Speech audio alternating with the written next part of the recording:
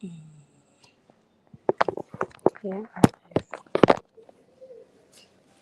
1 2 1 2 1 2 1 2. 1 2 1 2 1 2 1 2.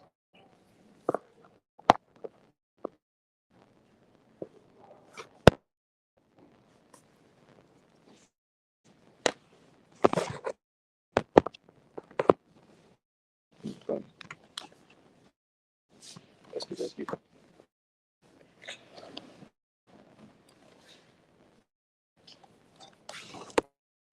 What's the current number? Yeah, I like it.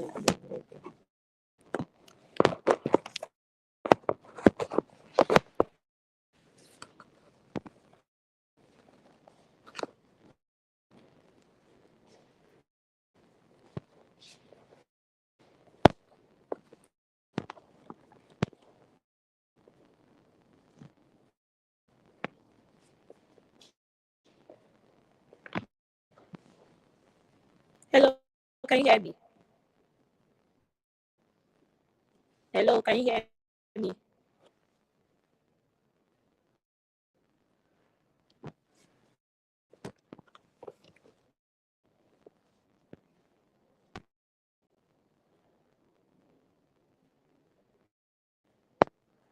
Hello.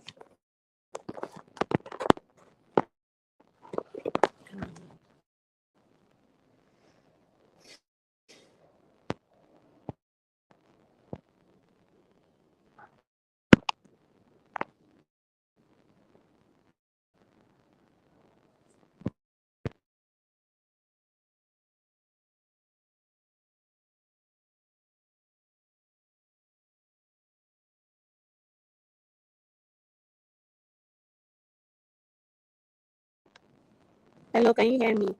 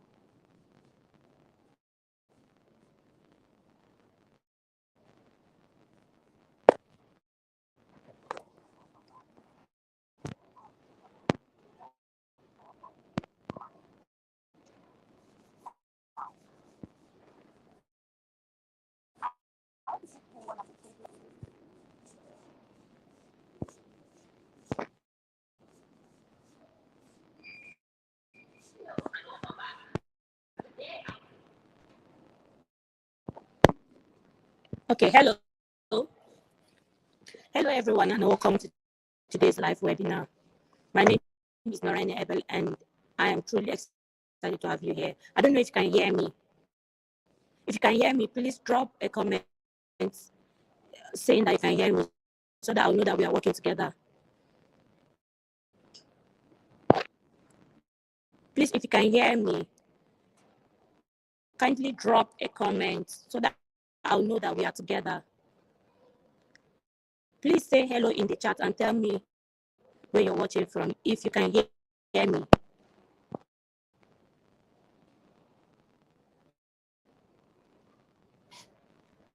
Hello.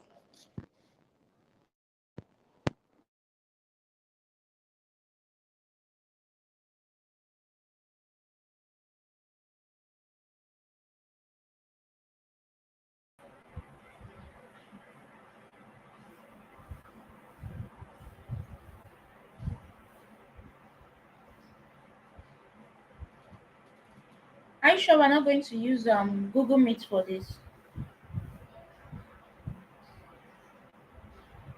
Are you sure we're not going to use Google Meet for this? Are you sure we're not going to use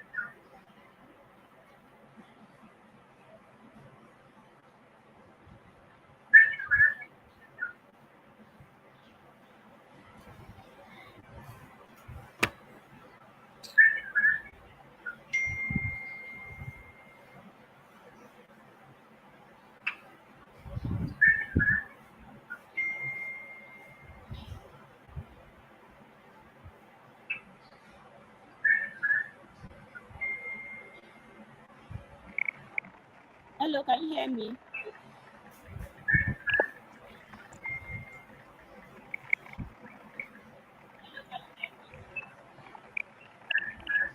Hello, are we together?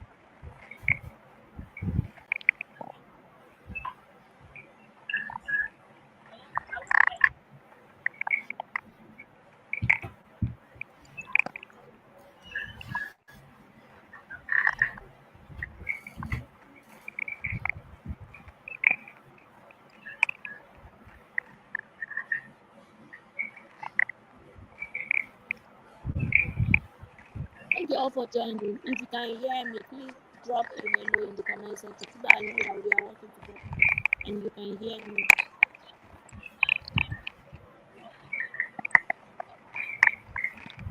Please say hello in the comment section so that I'll be sure that you can hear me before we commence.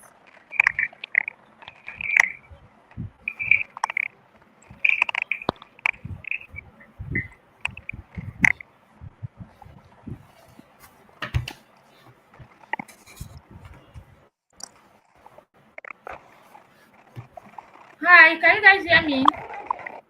Yeah, I can hear you. I can hear you loud and clear. Okay.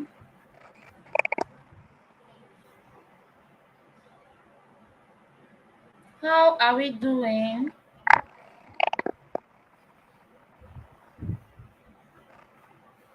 You said it's noisy. How is it noisy? Is it from my own end? Okay, I'm trying to see if I can mute myself so that I'll let you talk first.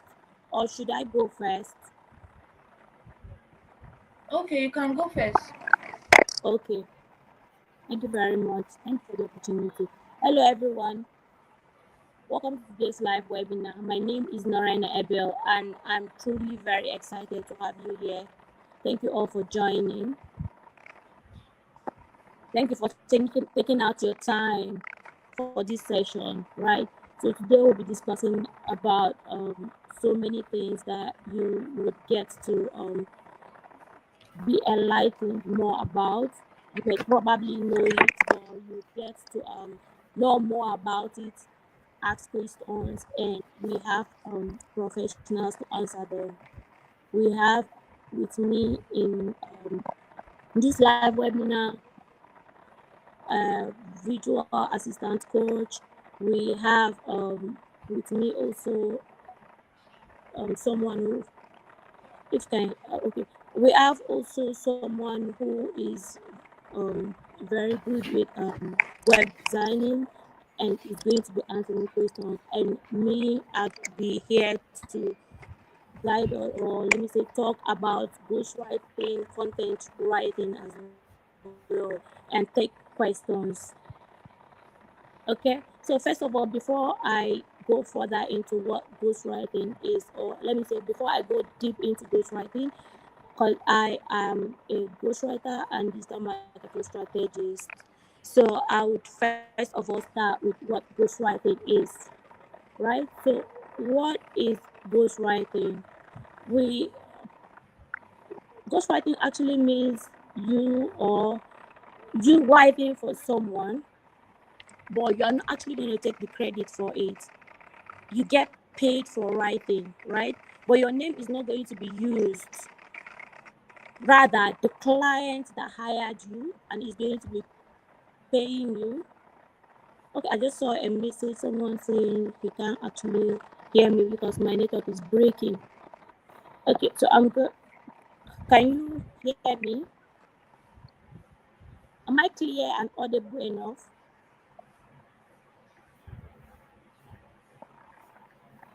You are breaking up. I don't know if it's your earphone. Maybe you can unplug your earphone and use just your voice. Okay, okay. Okay, is it better now? Yes.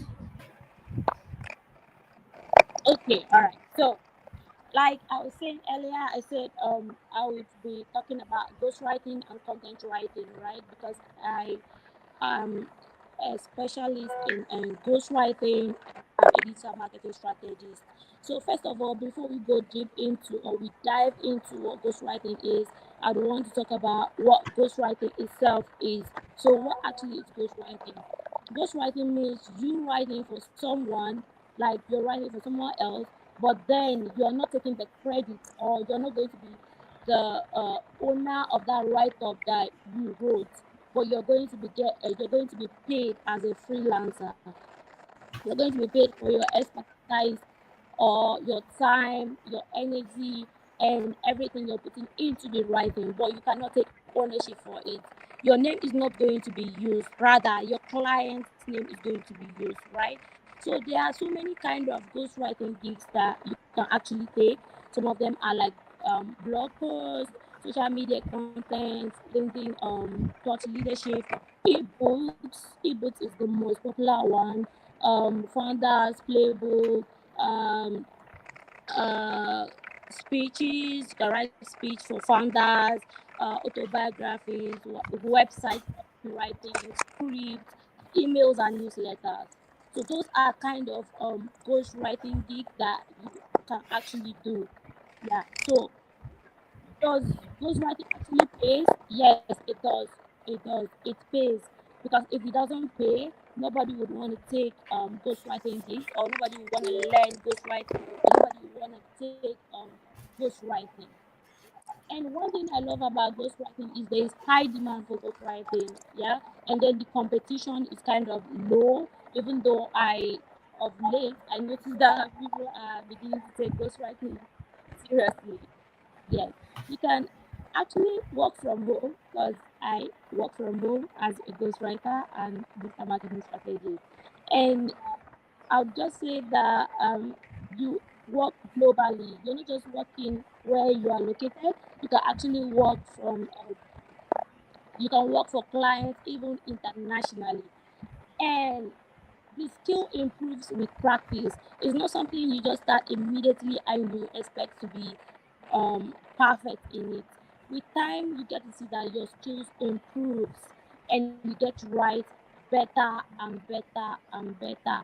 So what do you need to do? The first thing you need to do is you just have to know the basic skills, which is strong writing. Because if you want to dive into ghostwriting and you don't like writing, then ghostwriting is not for you. If you don't like research, ghostwriting is not for you. If you don't like patience, if you don't have the patience to listen to your clients and to know what he wants you to do, then I think that it's actually not for you.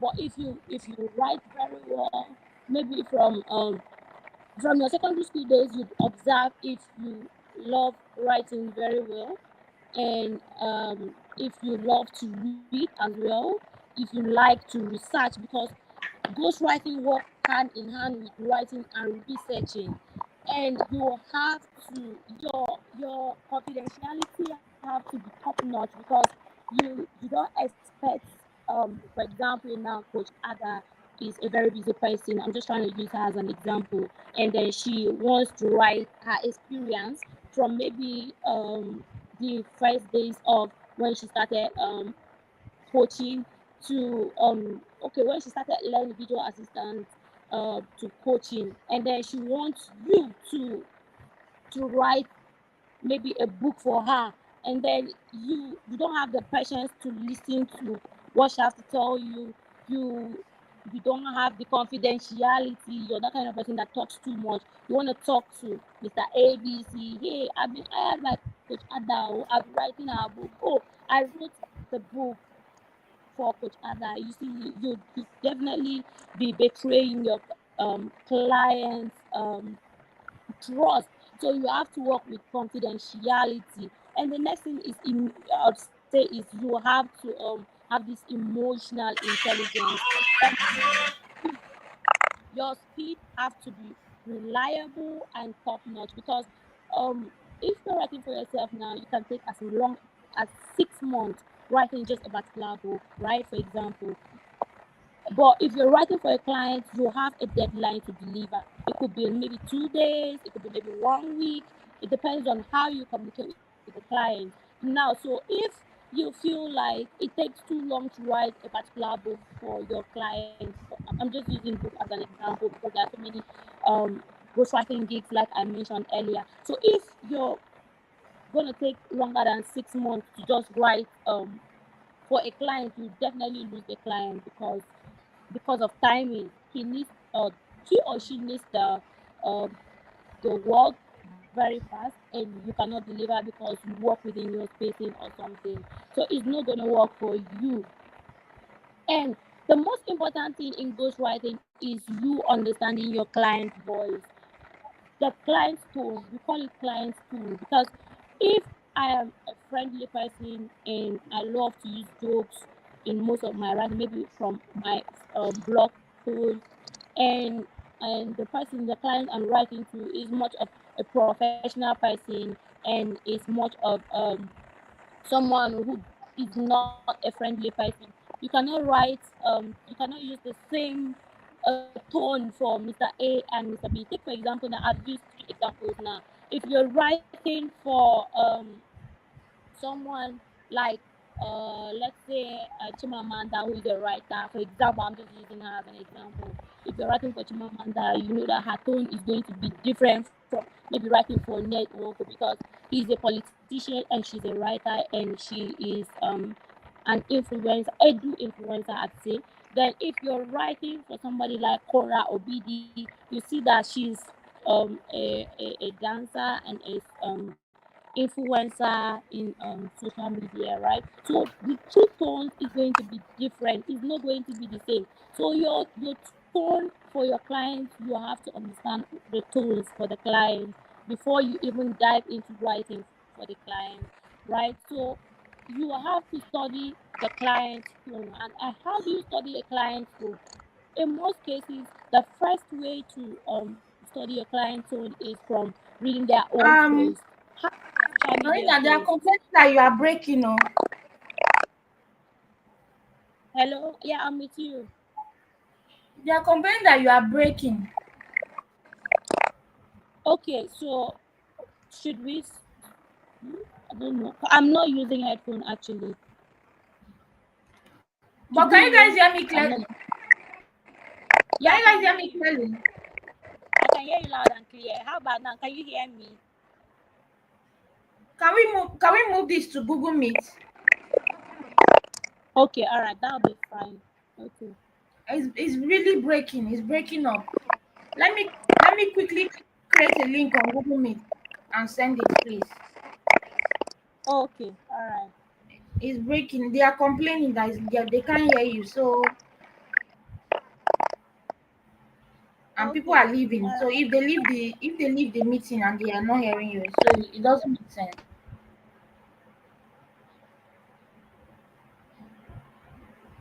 I'm coming.